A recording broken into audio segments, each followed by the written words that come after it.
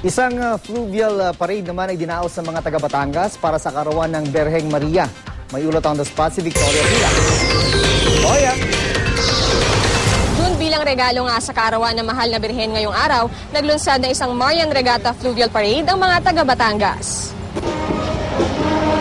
Madaling araw pa lang, abala na ang mga taga San Nicolas, Batangas para sa kauna-unahang Marian Peace Regatta Fluvial Procession sa probinsya.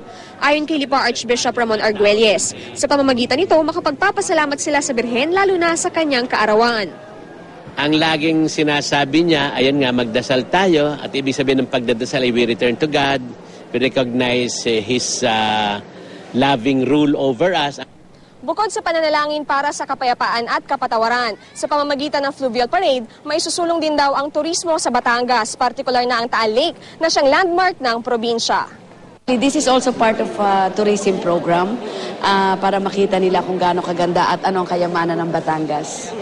Alas 6 na umaga ay umalis na ang humigit kumulang 30 bangka sa San Nicolas. Pinangunahan ni Archbishop Arguelles at Governor Vilma Santos Recto ang parada. May dala ring imahe ng Birhen ang mga bangka.